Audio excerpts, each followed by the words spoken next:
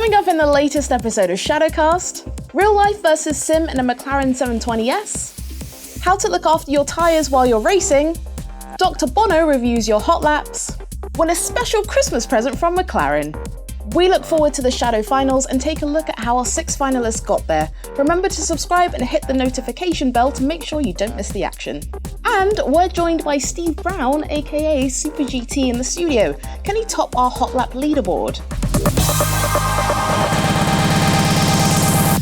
Hi there, and welcome to episode 7 of Shadowcast, the monthly show where we bring you the latest Shadow Project news and chat with some big names from sim racing. Speaking of which, we've got Super GT in the house.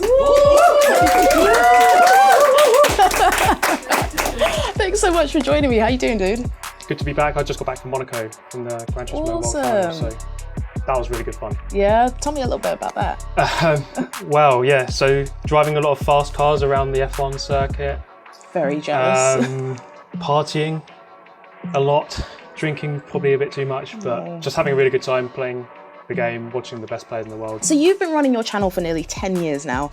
We had a lot of fun watching you ram-shaming bad online drivers and showing off your karting chops. How did it all get started for you with cars? Well, I've always been interested in cars ever since I was a kid. But in terms of the YouTube, yeah, nearly 10 years ago, that's gone very quick, I must say, very, very quick. There wasn't too many racing games being shown on YouTube 10 years ago. So I thought, you know, why not? I'm having a load of good races here. Might as well broadcast it to the world and see how it goes. And here I am, 8 or nearly 10 years later, and it's going quite well. Incredible. And so what's been your personal highlight of the channel so far? Oh, there's quite a lot to choose from. But I would say, I mean, just in general, just the support that people give in the comment section, you know, the fact that people really enjoy the videos, it makes their day, or they had a laugh when they had a really bad day or something like that. So just the support from everyone in general over all the videos, really. I think that's probably the main thing that I enjoy the most. Oh, that's a really wholesome answer.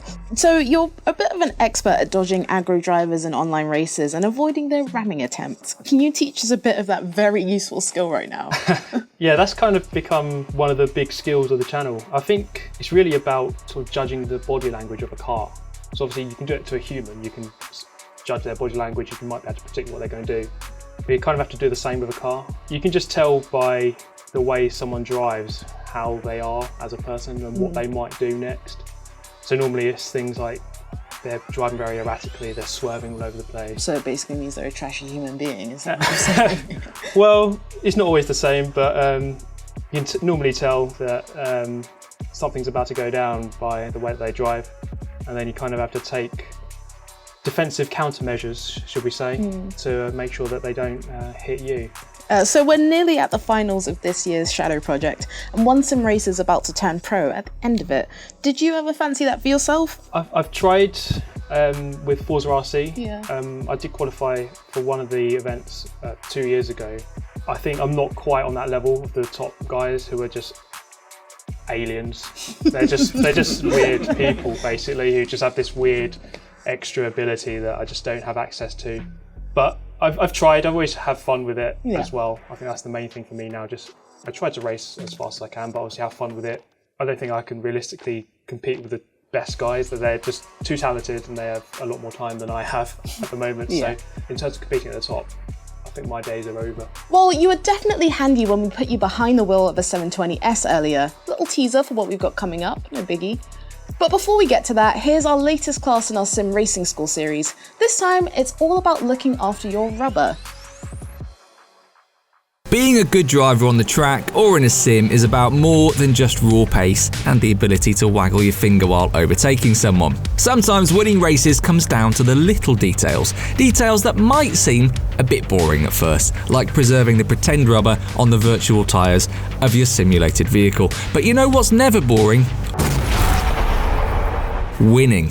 So let's learn a bit about tyre management in sim racing, a little detail that leads to big results.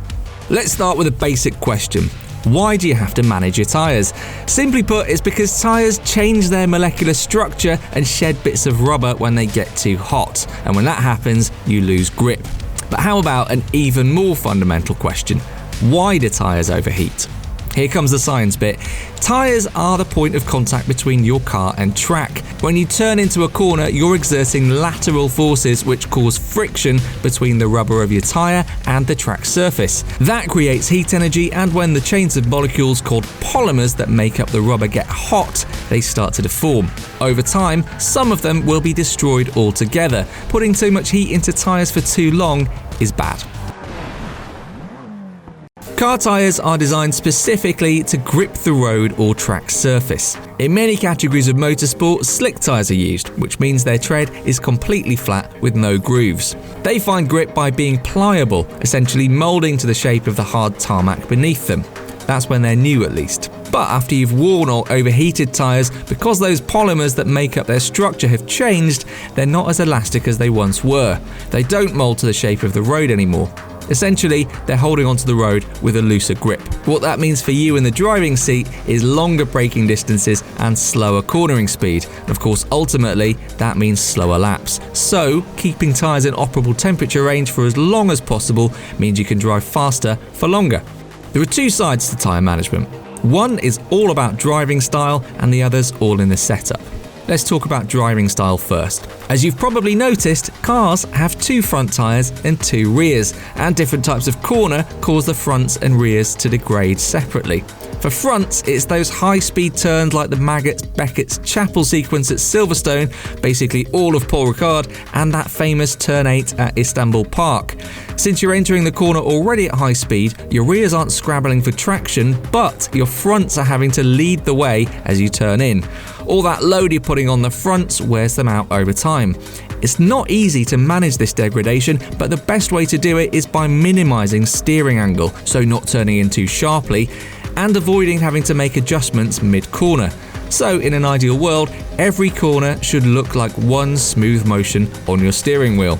Now the rears. These little troopers tend to wear out on the exits of really sharp turns, known as traction zones. Think of those first two corners at Austria, the chicanes at Canada, and turn 1 at Spa. You're leaving the corner having scrubbed off loads of speed to hit the apex, and naturally, you're looking to get back on the power as soon as possible.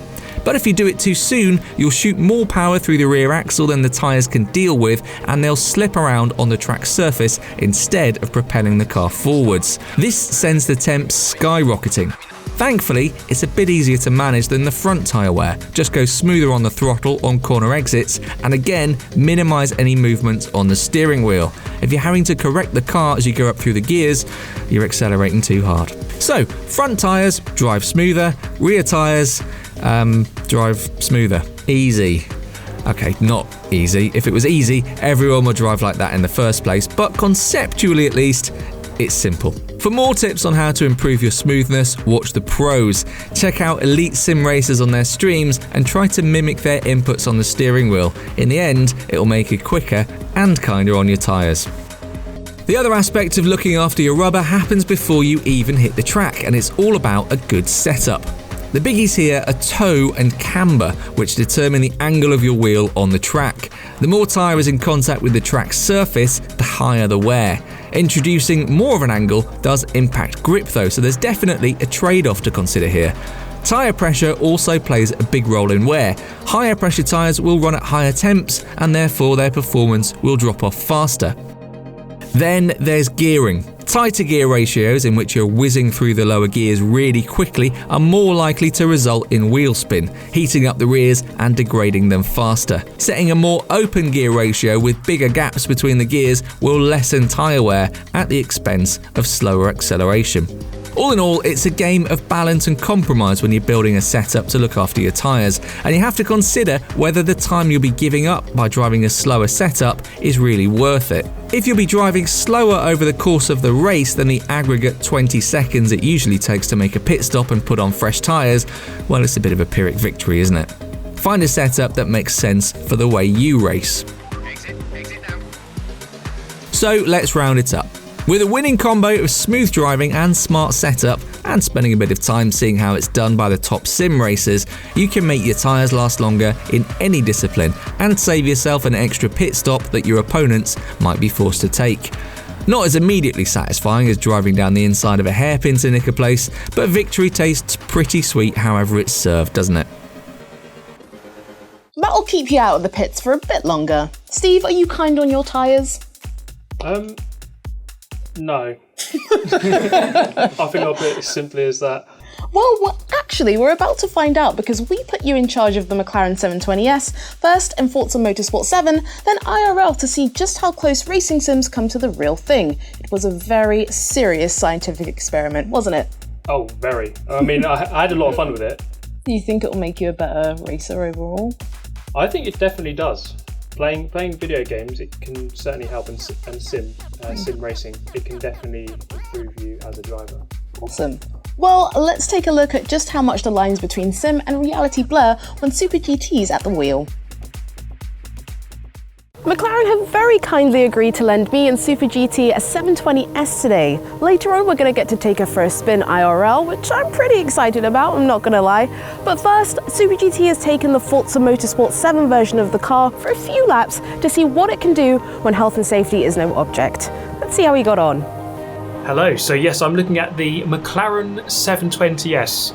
Now, you can actually look in the photo mode here and you can see the level of detail they've gone into with this game. You see just the back of the engine here through the rear splitter, and we're going to use that to have a look at the interior. So we can jump inside the car here.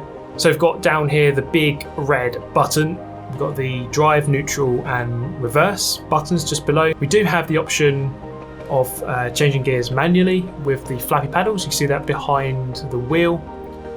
So just a very quick look at the cockpit, the way that it's formed. I really do like the central console, the way that comes down there.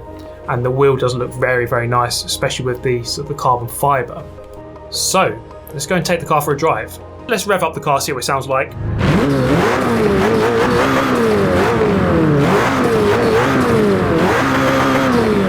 So you can get a good idea of what the car will sound like tomorrow. Obviously, it's not quite going to be exactly the same in real life. It's going to be 10 times better, I hope. See just how quickly that gets to 60 miles an hour from a standstill. And I think in a lot of these cars, you can have so much fun at the low speeds. Even at low speeds, this thing can perform very well.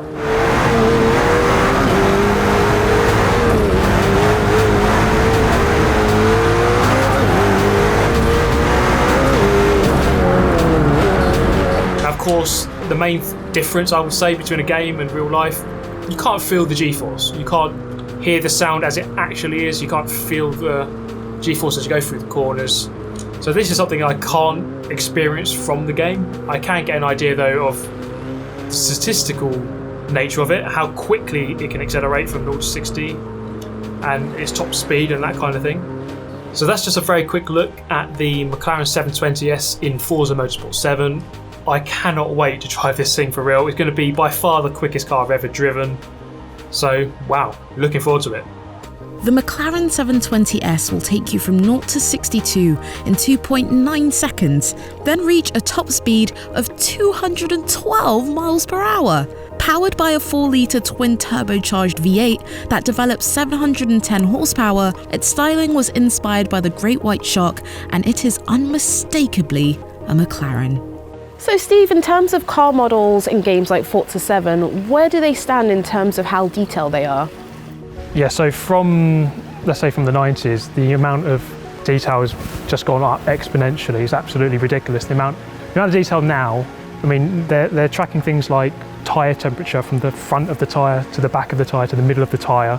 In Forza, you can go into the telemetry and drive the car live and it'll tell you all the details about the temperature, the movement of the suspension. They would have captured with McLaren for the 720S, they would have gone into detail to capture everything exactly as it is. So in terms of progress, what specifically do you think could change then in the near future?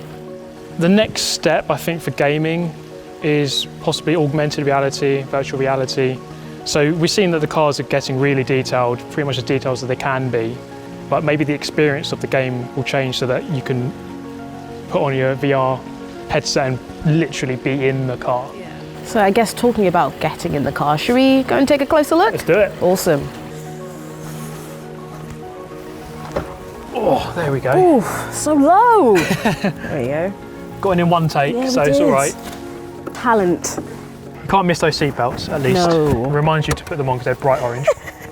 God, it does feel like a supercar, like just in, you know, the basic understanding of the word. It doesn't feel like a car. No. It's like a machine, a proper racing machine. There we go. It's so raspy. Yeah. Right. Should we go?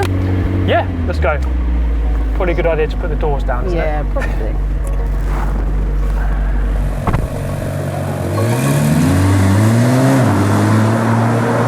Oh yeah, just over there is where Lando abandoned me.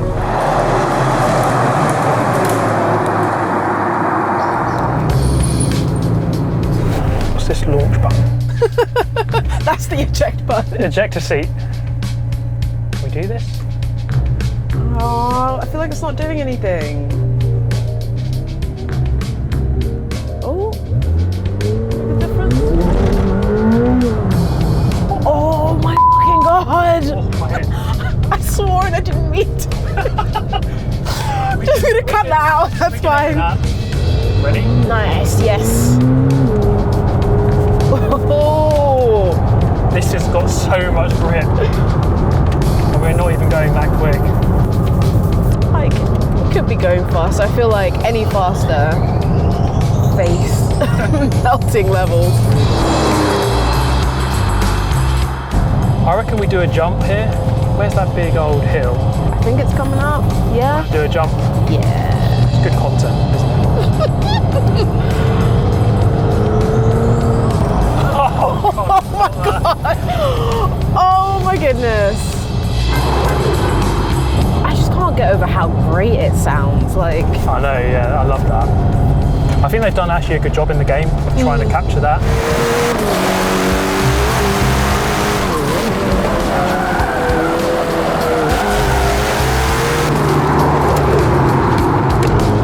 Something that's awesome as well, in the game, you can go in your telemetry and you can track all the details about the car. And on the dashboard here, you've got all the tyre pressures, the temperatures, your miles per gallon, your range of fuel.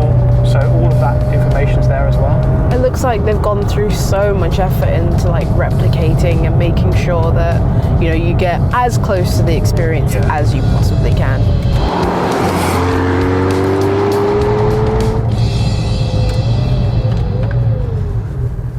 Is that the time already? Sorry, I've got to get back to the tech centre. I really need to shoot. Sorry. Okay, I guess I will take a cab or something. Okay. Cheers, Shay. If you wouldn't mind getting the door as well on the way, and I'll see you soon. Thank you. All right. Right, let's go.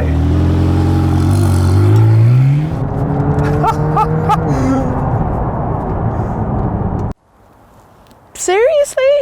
Again? Like, how does this keep happening to me? Back to the studio, I guess. Worse ways to spend a day, aren't there? It could be a lot worse. I mean, McLaren contacted me by email and said, do you want to drive a McLaren 720S around all day? It took me ages to come up with an answer for that. I can imagine. Yeah, so like getting to ride around in that car was incredible. Like it's very embarrassing that I do get like motion sickness. It doesn't help in a car that quick. No. It was awesome though to be able to drive that Yeah. thing. I mean, just driving it from the McLaren Technology Centre to the studio, everyone looking, they're like, what is this amazing car? But it was just amazing just to be able to drive that thing. It was such a good car. Now, wouldn't it be great if instead of just watching pro sim races to pick up driving tips, you could actually get them to watch you? Guess what? Your incredibly specific dream has come true. We put the call out on Twitter recently to send in your laps, and Shadow Racer Bono Hewis sat down and cast an expert eye over them. Think your hot laps need a racing diagnosis? Dr. Bono will see you now.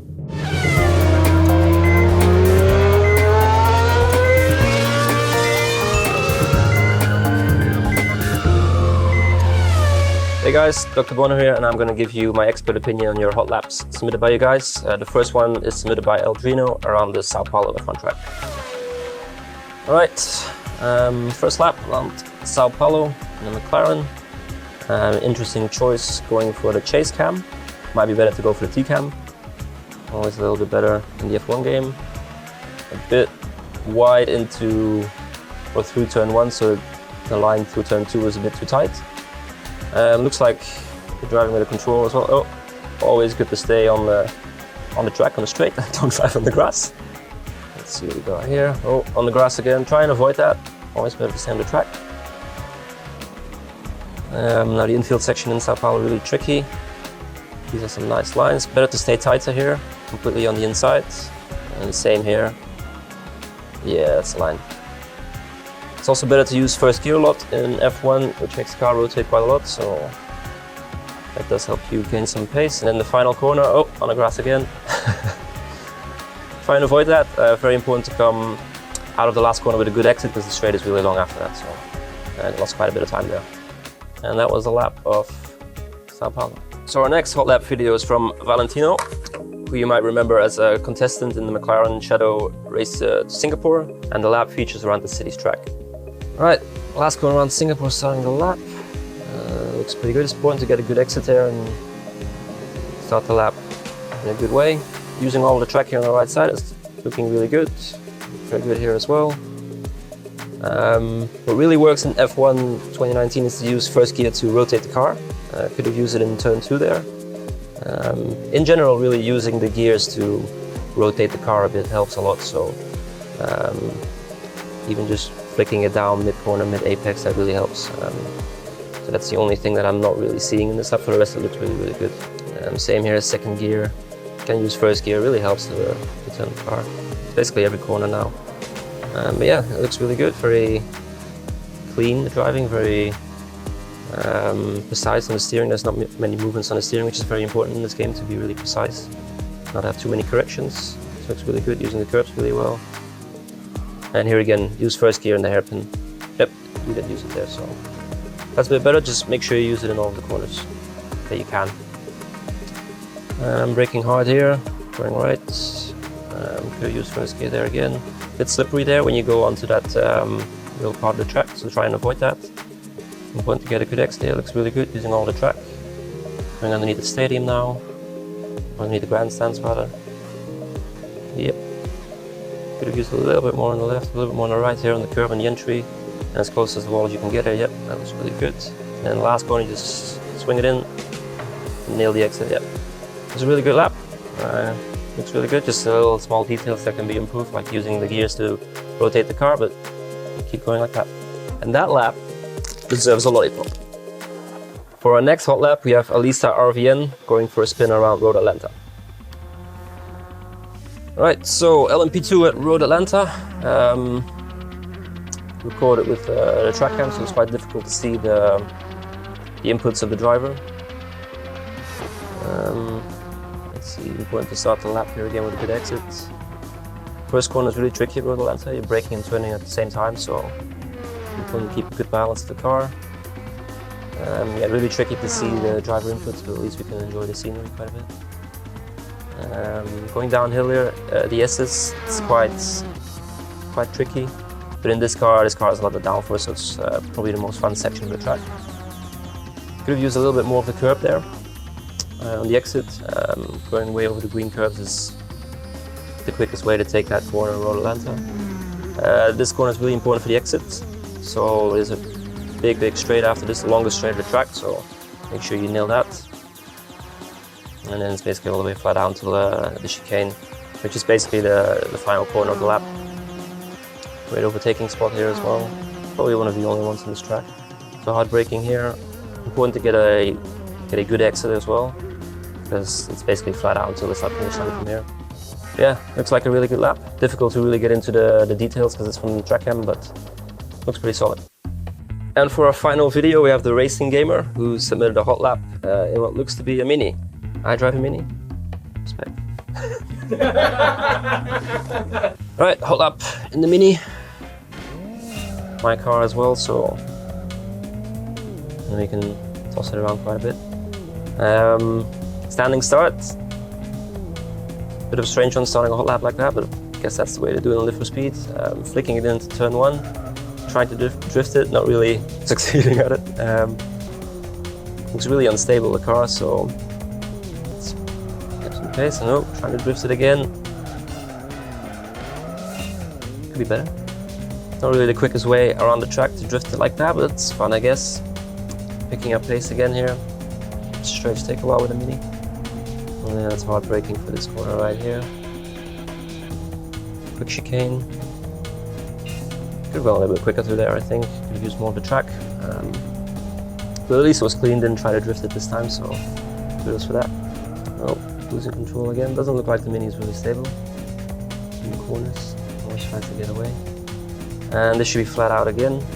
Using all the track on the left. Getting the shortest route is probably very important with a slow car like this.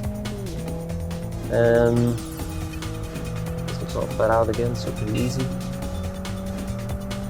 Alright, so that's the end of the lap right here. That's it for now. The surgery is closed. Let us know in the comments below what you guys want to see in the future from us. That's it for now. Dr. Bono's out.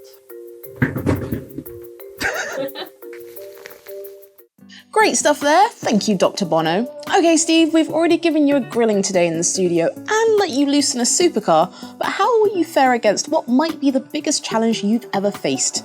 Are you ready to play Forza of Nature? I don't think you can ever be ready, really. But we'll give it our best shot. Viewers of your channel will know you like to mix it in public Forza multiplayer races and call out your opponent's dirty tactics, so we wanted to put you on the spot and get you to race right here in the studio, straight into a public race, no holds barred, commentating on the idiots who crossed your path. So we're jumping straight into it. Looks like we're doing the McLaren Senna. It'll be sensational. Oh, is that a thing? You founded this track? What are you thinking? It's an interesting circuit, the Dubai one, but it should be quite okay for overtaking. Let's see what we can do. The first corner is always the tricky one. Okay. Not it's pretty much going wrong there. No. It's quite a wide track, so people have got. Yeah. Oh, there we go. Where's he going? And then. Way too soon. So that kind of demonstrates what you need to do on lap one, and just avoid everyone else crashing. Okay. Oh, God. And that's going to be no. Oh no! You didn't see that. You can edit that bit out. I don't think we can. Right, back down to 11. Got all the work to do again. I think you can pull it back. I don't think. Oh, okay, never mind. Well, though. Oh. Let's see what happens around this corner again. Seems to be a hot spot for. Oh, he's off. Yeah, there you go. So if we just avoid everyone who does that, then we're in a good position. Okay, we're making solid progress. Yeah. We've got a few laps left to. I reckon a podium's on here. It's just around the corner. Nice. That's fair. I was hoping you'd overtake, and you did it so smoothly. I'm so proud. Just need these two guys to crash into each other. Normally, That's all towards the you end of the race, people get a lot more aggressive, so there's always a chance.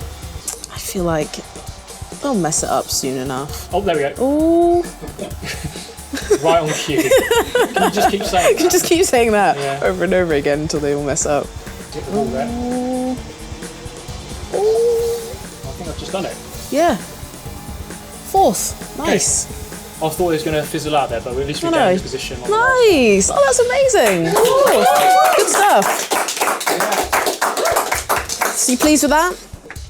Not too bad. It was a little bit slow at the start, but we got there in the end, I think. And the fastest lap wasn't too far off with the guy at the front. Nah, so not at all. About half a second. Did a pretty good job considering we just threw this at you, so well done. Cheers. Thank you. Alright, let's take 5 that. Right, I'm going to step out for a minute. Are you okay here, Steve? Yeah, I'll be fine here. Okay, cool.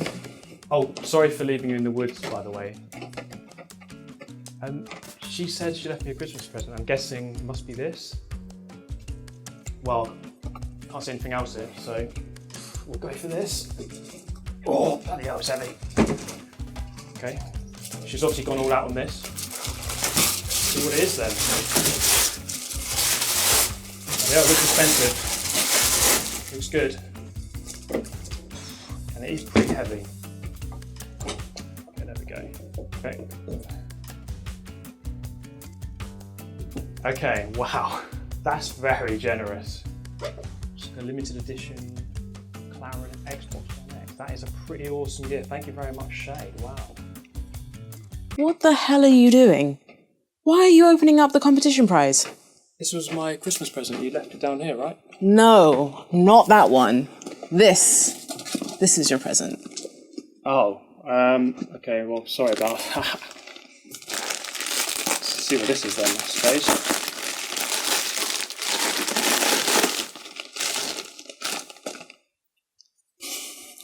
What you're looking at is a McLaren Xbox One X custom made by McLaren Automotive. These are the boys and girls that make the crazy cool McLaren road cars. They only made 2 of these, and they're formed of the same materials used in the McLaren Senna. Search McLaren Automotive and check out what they do. So if you want to win this custom made Xbox One X, full T's and C's are in the video description below, answer Steve's question. True or false? My first car was a Reliant Robin.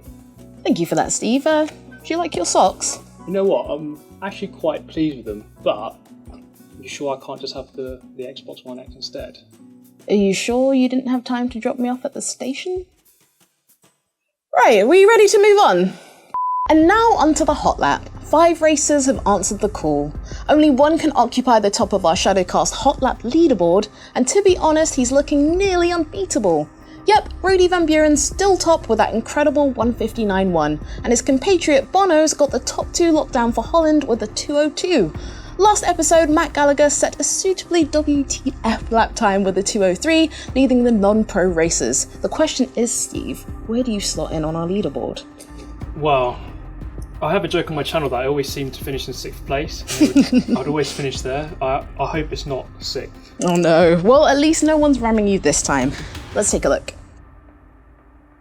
Right, so, walk me through it, what happened? Okay, yeah, turn 1. Got through here actually okay. I think the lap was actually fairly smooth, but I had problems with carrying speed out of the corners. Right. So it might look kind of okay. It didn't really go wrong horrifically anywhere. It was very smooth and tidy, but the problem is it might just be slow. That is an issue when you're trying to go quick, of course.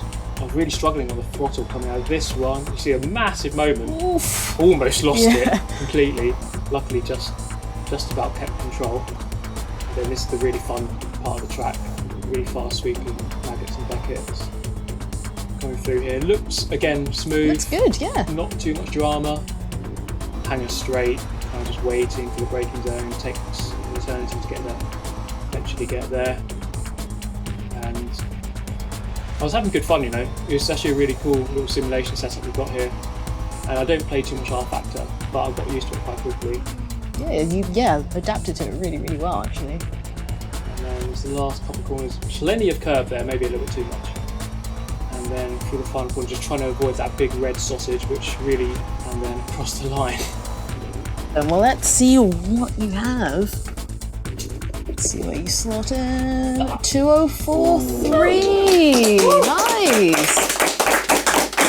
That's so close. I know you were gunning for Matt's standings, but you got there. I really wanted to beat Matt Gallagher, so I'm gonna have to come back. For sure. Next episode's the big one. We're at the McLaren Technology Centre for the Shadow Project 2019 finals. On Saturday the 14th of December, 6 racers from around the world will be competing on the track and in-game for a life-changing prize, a place on McLaren's esports roster. We'll be bringing you all the action plus interviews with the finalists and more in the next episode, so please don't miss out. And you can follow the very latest news from us as it happens by following @McLaren Shadow on Twitter and Instagram, and don't forget to check out our friends at McLaren Automotive too. Before the lights go green on the grand finals though, let's remind ourselves of the incredible journey our 6 finalists have been on, and I'll see you in December at the finals. The McLaren Shadow Project, the most diverse racing competition in the world, and the biggest prize in gaming, a job at McLaren. Hundreds of thousands of gamers from all over the world competed for a spot in the finals. Just 6 made it there. This is the road to the McLaren Shadow Project Finals 2019. This year's competition began way back in May with the Logitech G Invitational at one of motorsport's most hallowed events, the Indy 500.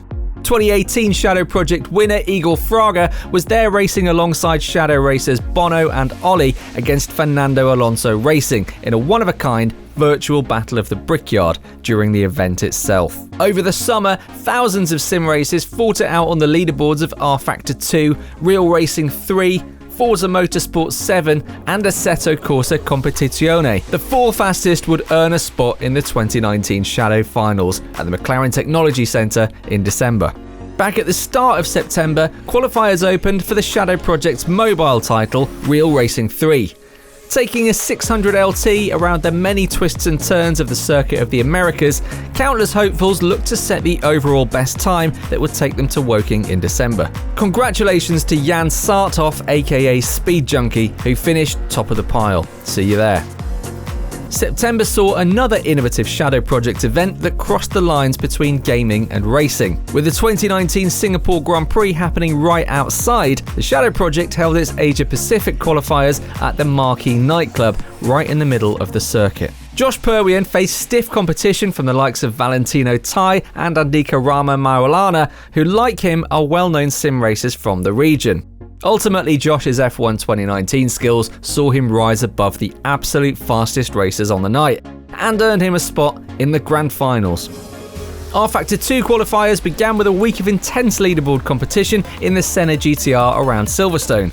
Hundreds entered, but only the drivers with the top 20 times would enter the shootout race.